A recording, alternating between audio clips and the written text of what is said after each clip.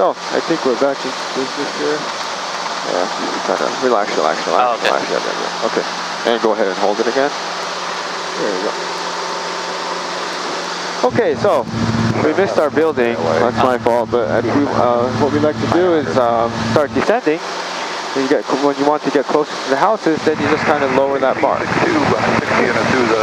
At some point, you're going to find out that it does actually make the helicopter go down and down and down and down and down. Great. Okay.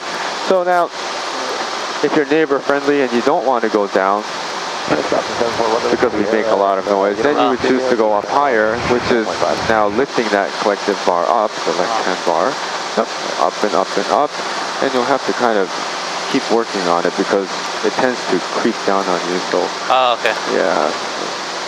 Every time you lift it up, you have to continue to lift it up to some degree. Okay. Up. And eventually, that's the key word, eventually it should start to make the helicopter climb. Okay. Right. And you can keep going up and up and up and up. It's like a brake or axle in a car. Okay. When you press it, eventually it stops. Yeah, okay. Eventually accelerates. It's the same thing. It eventually climbs. Eventually. Oh, it's not like right away. Correct. It's not like the steering wheel. It's like an immediate response. Right. There you go. All right. So let's just try that down again. We'll just start coming down. Wonderful. We'll just get closer to some of those houses. Yeah. Okay. We'll go down. Yep. And when you do that, you should feel like there's like a air bowl that you're sitting on, and the pressure kind of decreases under your butt. Oh, okay.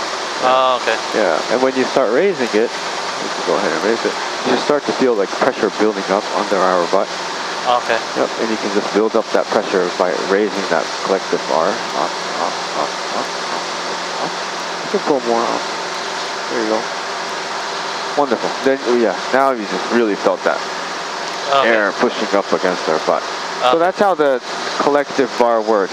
Okay. It is a little turbulent today, so we'll get a little bit tossed around. Anyways, that's how it is. So if you like to maintain or sort of keep the same altitude that we're flying at, although it's really difficult to say maintain the altitude because the ground is not level. There's hills and uphills, downhills. Yeah. That's why we kind of use this instrument down there and fly at the average, how high we are from the ocean. Okay. Otherwise, it just doesn't work too well. Yeah. Sometimes. Right.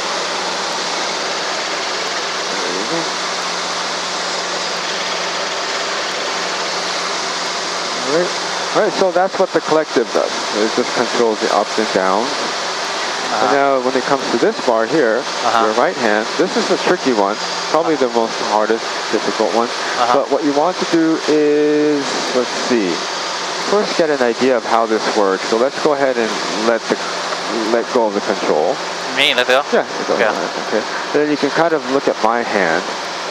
You'll find out that I'm not really holding onto the control. I'm only using one finger. Okay. Now, the reason why we don't hold on to the control, although it looks like I am right now, is because if you hold on to it too much, you won't really know the feedback from it.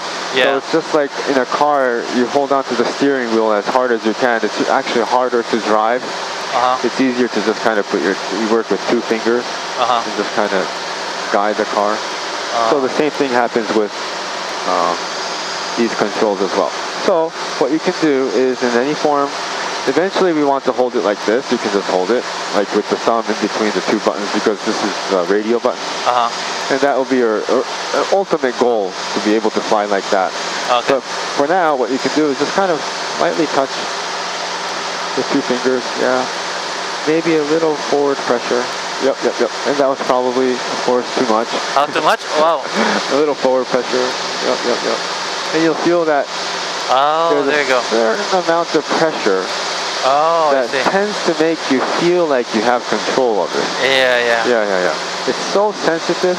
This is where Michael Jackson is buried, by the way. What is this? Michael Jackson is buried here. Oh, okay. Glendale Forest Lawn. The forest lawn. Yeah. Right. Just like that. So if you want to make a turn to the right, you kind of give that you kind of look for that tension that tends to rotate the aircraft in that direction, eventually make you go that way.